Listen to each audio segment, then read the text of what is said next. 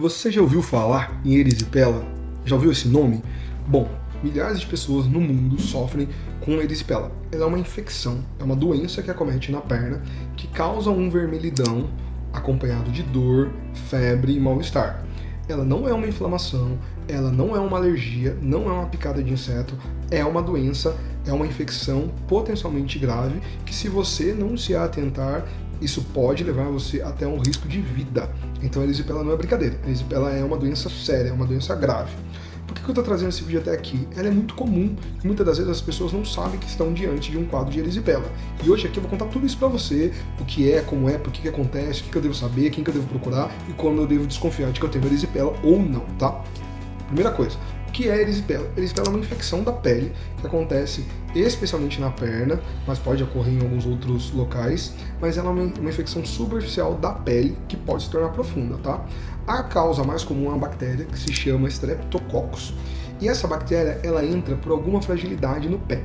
Então, por exemplo, unhas com micose, presença de frieira. Então, a micose interdigital, que a gente chama a famosa frieira, é a maior causa de erisipelas. A gente chama de pé de atleta também.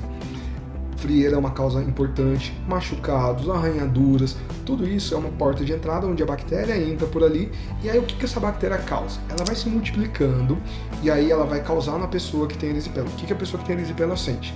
O mais comum que eu vejo aqui no consultório todos os dias, a pessoa fala assim: eu me deitei como todos os dias, não estava me sentindo nada, durante a noite eu tive alguns calafrios ou febre e pela manhã quando eu acordei eu não consegui pisar. Eu não consegui pisar no chão e a minha perna estava toda vermelha. Geralmente a erisipela, ela é uma infecção que pega a pele toda, desde o pé até ali próximo do joelho. Mas você consegue perceber nas bordas como se alguém tivesse desenhado essa infecção, tá? Você consegue perceber exatamente. Isso é erisipela, tá? A gente não deve conseguir confundir erisipela com outras duas doenças. Uma é a celulite infecciosa e a outra é a crise de gota, a podagra.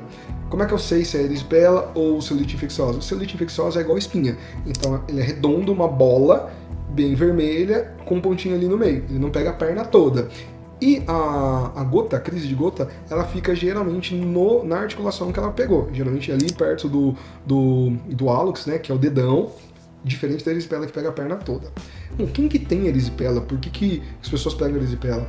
Primeiro você precisa ter a porta de entrada. Agora, aquelas pessoas que tendem a ter uma imunidade mais baixa sofrem mais com erisipela.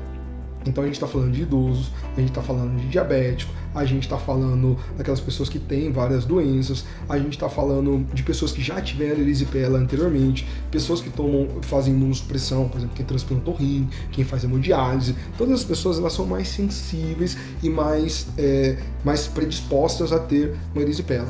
Como é que é o caminho da erisipela? Inicialmente, você se sente mal e tem aquele vermelhidão na pele.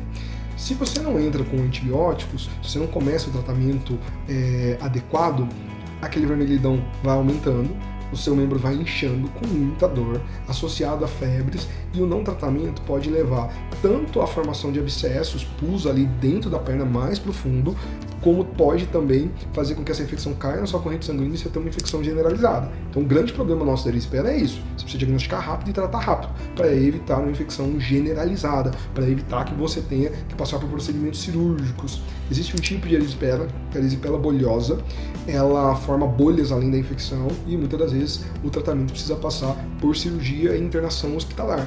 A erisipela não é de maneira alguma uma brincadeira, uma coisa menor, uma coisa que você possa deixar para lá. O que devo fazer? Como deve ser tratada a erisipela? A erisipela é tratada inicialmente com antibióticos e sintomáticos, tá? O que isso quer dizer?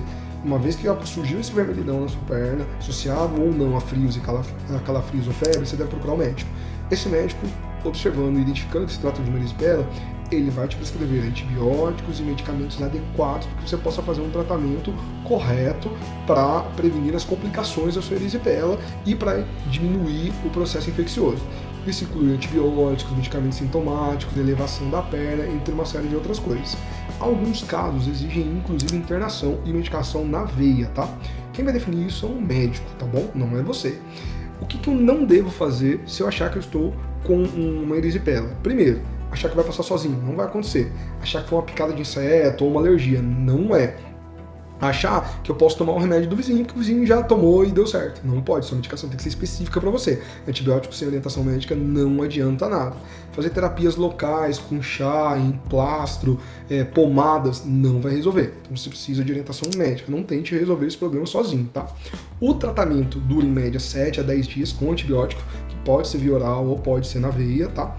Muitas das vezes, nos casos mais graves, a gente tem que internar o paciente e quando formam bolhas, se essas bolhas estão infeccionadas, a gente tem que levar ao centro cirúrgico e fazer uma limpeza, que a gente chama de desbridamento, que é limpar toda essa pele, sempre sob anestesia, sempre sob cuidado, sem nenhum sofrimento para o doente. Mas isso é um caso que pode acontecer e é por isso que eu chamo muita atenção para que você trate antes, para que você cuide antes.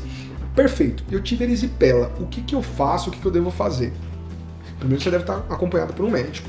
A erisipela, ela tem dois problemas que são muito comuns e é o que eu recebo muito aqui na minha clínica e é um dos motivos de que eu mais empenho o trabalho. Primeira coisa que eu queria esclarecer para vocês no pós-erisipela. Toda vez que você teve um evento de erisipela, que é mais agudo, quando passa a fase vermelha, aonde estava a erisipela, aquilo tem uma coloração mais arroxeada, mais escura. Muitos pacientes acham que está piorando ou que a perna dela necrosou. Não é isso, tá? A erisipela, como ela deixa a pele muito quente, ela queima a pele, como se fosse uma queimadura de primeiro grau. Então fica realmente amargo. Não é uma piora progressiva. Óbvio que você deve estar avaliando o médico para ter certeza disso, certo? Agora, tem duas complicações que todo paciente de erisipela tem que tratar e se preocupar. A primeira é o seguinte, a erisipela volta. Então, um dos grandes problemas da erisipela é a reincidência, tá? Geralmente quem tem erisipela tem uma atrás da outra, tá?